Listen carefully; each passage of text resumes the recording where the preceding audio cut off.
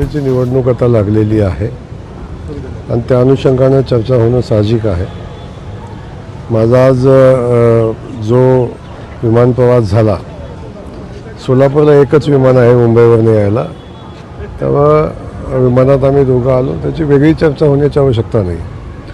परंतु भारतीय जनता पक्षाचे अनेक कार्यकर्ते आहेत, अनेक नेते आहेत, ते विधान परिषदेसाठी या निवडणुकीमध्ये इच्छुक आहेत।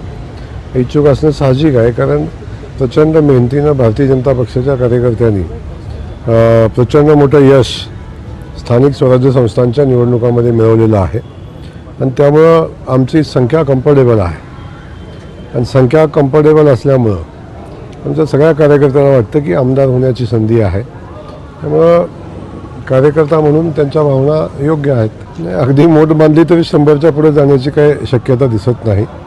आपण बघितलं असेल, मी काल मतदानाची आकडेवारी काढली, जिल्ह्यातल्या काँग्रेसच्या मताची संख्या 5 आहे आणि MIMची 9 आहे।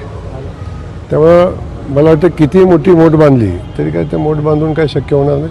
पण माझी जिल्ह्यातल्या सगळ्या नेत्यांना माझी विनंती आहे, आता निवडणुका झालेल्या आहेत, वस्तुस्थिती आपल्या सगळ्यांना माहिती आहे, आपण सगळेजण एकत्र येऊन जिल्ह्यामध्ये एक नवा आदर्श घालून देऊ आणि विधान परिषदेची निवडणूक बिनविरोध करण्याचा प्रयत्न आम्ही करू। त्यासाठी मी वेळ पडली तर सगळ्यांशी चर्चाही करेन, कारण निवडणूक ही आता औपचारिकता आहे आणि अशा परिस्थितीमध्ये मला वाटतं सोलापूर जिल्ह्याने एक नवीन इतिहास करावा आणि विधान परिषदेची निवडणूक बिनविरोध करावी अशी माझी भावना आहे। माझ्यासह अनेक लोकांच्या भावना आहेत। कुठेही पेट्रोल डिझेलचा साठा कमी नाही।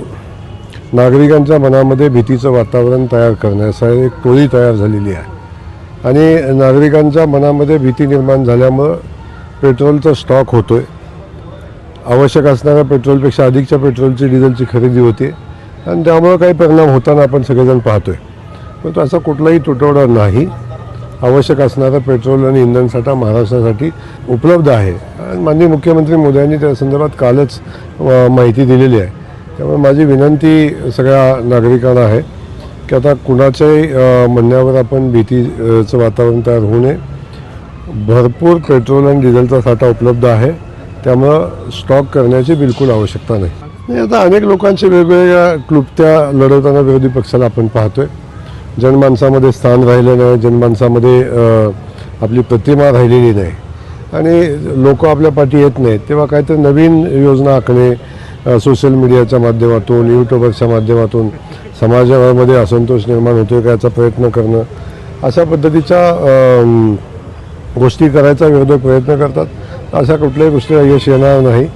भारतातली लोकशाही भक्कम आहे, देशाचं नेतृत्व आदरणीय मोदीजी करतात आणि एक मजबूत भारत आज जगाच्या समोर आपण पाहतोय आणि तशाच पद्धतीनं एक विकसित महाराष्ट्राचं स्वप्न घेऊन माननीय देवेंद्रजी काम करतात आणि त्या दिशेनं महाराष्ट्र खूप वेगाने विकास करताना आपण पाहतो।